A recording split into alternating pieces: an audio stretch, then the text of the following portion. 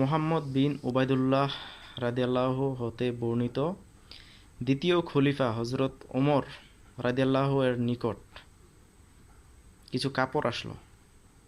অতঃপর তিনি সেগুলা হকদারদের মাঝে বণ্টন করে দিলেন।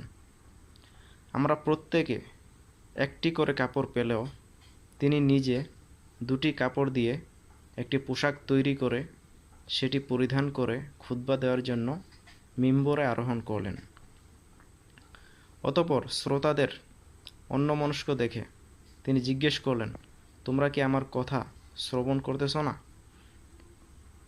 তখন বিখ্যাত সাহাবী হজরত সালমান ফারসি রাদিয়াল্লাহু বললেন, না, আমরা আপনার কথা শ্রবণ করব না।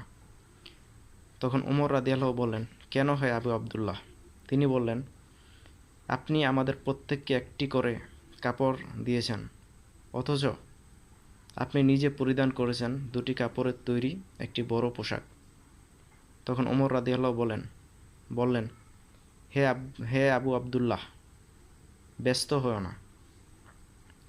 তখন তিনি তার ছেলে আবদুল্লাহ বিন উমর রাদিয়াল্লাহু দিকে ইশারা করলেন।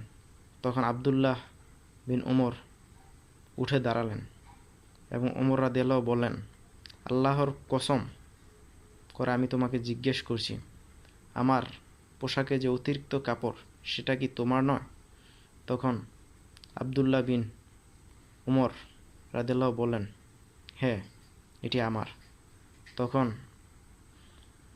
হজরত সালমান ফারসি রাদিয়াল্লাহু বললেন, এখন আপনি বক্তব্য দেন, আমরা শ্রবণ করব।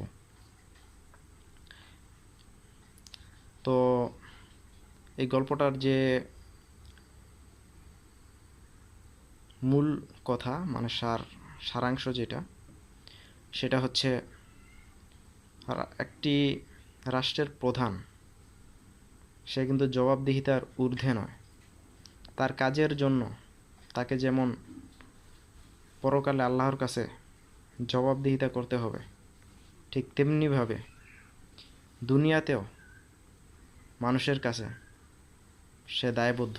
তার প্রত্যেকটি কাজের হিসাব বা সে যা করে তার জন্য সে রাষ্ট্রের প্রত্যেকটা জনগণের কাছে, প্রত্যেকটা মানুষের কাছে তার দায়বদ্ধতা রয়েছে। সে দায়বদ্ধতার বা জবাবদিহিতার ঊর্ধ্বে নয়।